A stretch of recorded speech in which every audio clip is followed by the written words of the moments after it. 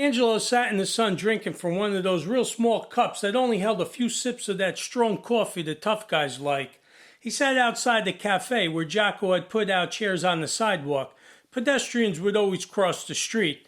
The chairs and tables didn't leave much room for people walking on the sidewalk, and the guys really didn't like people walking so close to them anyway. On a day like today, when the sun is shining and the temperature and breeze are just right, soon all the chairs will be taken by the guys who are mostly involved in construction or contracting or something and can more or less make out their own schedules without anyone saying too much about it. This early in the morning, Angelo sat by himself. Louie came from the far corner of the intersection and crossed right in the middle of the four-way, never looking for cars. In this neighborhood, cars looked for the guys, and the smart cars avoided them. He got to the tables and chairs, sat down with Angelo, and the old man from the cafe came out and placed one of the small cups of coffee in front of him. Jaco, grazie. Jaco nodded back to Louie, and out of respect, Angelo looked up sideways at Jaco and gave him a half smile and a nod. Louie leaned towards the cup, took possession of it with a couple fingers from both hands, and raised that little cup to his mouth as if it were a gift from God. He took one of the few sips of coffee it contained. He put the cup back on the table and leaned back in the chair. Louie and Angelo sat there, taking it all in for a moment. The coffee, the sun, and the quiet. Angelo looked across the street, then at Louie. "You look like it was a rough night." "Yeah, didn't get much sleep."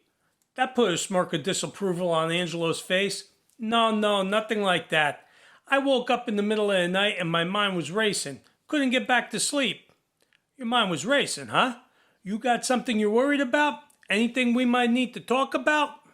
"No, Angelo, it's nothing like that. I just can't sleep sometimes." Louie took another sip of coffee, then put the cup back on the table. "I just started thinking about the city contract and my mind started taking it in all directions, what could go wrong, whatever. But it's nothing. We got it all wrapped up. It's a good thing for us. It's just my mind running." "Angelo, I thought you said we had it, that all our bases were covered." Louie sat up straight. "This thing is as good as done, Angelo.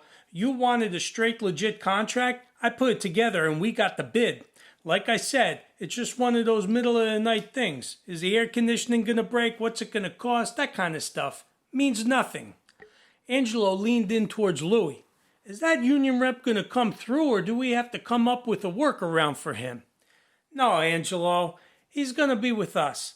I sat down with him, and it turns out his mother knew my mother, may she rest in peace." Louie made a subtle sign of the cross with his thumb, then kissed it.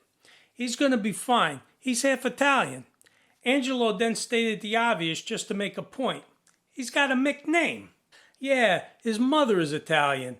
I thought we were going to have trouble with him too, but we got to talking, him and me. His father died early on. His mother moved to an Italian neighborhood. He's okay. His mother knew my mother. They went to the same beauty parlor." Angelo sat back. "And just like that, you vouch for this guy?" "Yeah, he ain't no real Mick. He's one of us. Half. The good half. Let's give him a chance. He's all we got. He makes this contract with the city work out for us, and he's on our side." Angelo gave a half laugh and looked out into the street. "Give him a chance," Angelo said, talking to himself. "Give him a chance, and if he doesn't work out, well, crack his head open. Take the mixed side out, leave the Italian side in, send him off to the beauty parlor to clean up his hair." Louie watched Angelo as Angelo stared far down the street. Finally, Angelo snapped out of it and brought his attention back to Louie. "Oh, I'm joking. Sounded funny when I thought of it. Forget it. It's going to work for us."